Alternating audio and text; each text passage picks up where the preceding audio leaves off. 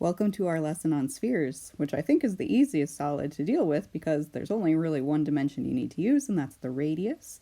We'll start with our surface area formula. Surface area is 4 pi r squared, and that pi r squared should look familiar. That is the area of one circle. So if we took a circle the size of this sphere, and we thought of how many of those circles would it take to cover the entire sphere.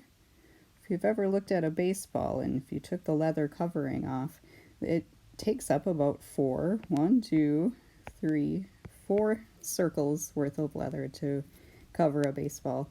I've always kind of used that image in my mind to remember this formula, but we have a little bit more of a technical explanation for the volume one coming up next. The volume formula goes 4/3 times pi r cubed. And I remember that pi r cubed because we're talking volume, and so that's measured in cubic units. So how many cubes could you stuff into a sphere? This is the formula. So the way that they sort of derive this formula is, can you see on this picture, it's made of mini pyramids. I suppose those base shapes would be sort of curvy because they're the surface of the sphere.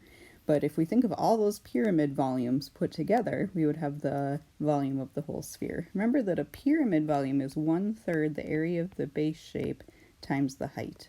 And I'm just going to do a couple of substitutions here. You'll notice that the area of the base shape, again, I said the area of the base shape is going to be the surface of the sphere. So I'm just going to take care of all of those pyramids at once and just do the entire surface area for the area of the base shape.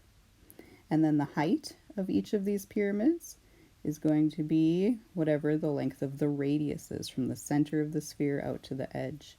And so the height would be the radius. Now if we just do some simple algebra, an r squared times an r makes an r cubed. A 1/3 times a 4 makes a 4/3. And then we've got that pi in there. So that's where that volume formula comes from. That's actually very much a calculus idea, thinking that we can combine all those base shapes to make the surface of a sphere. We're just going to do one example of spheres, and I chose the Earth. It's approximately spherical. It's spinning around, so it's a little bulging out near the equator, but the radius is 3,960 miles, and we're going to find the surface area and the volume.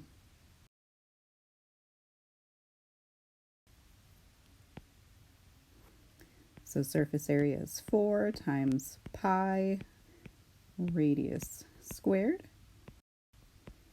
It's just that simple. You just type that in and we get approximately, because of the pi, it'll be approximate.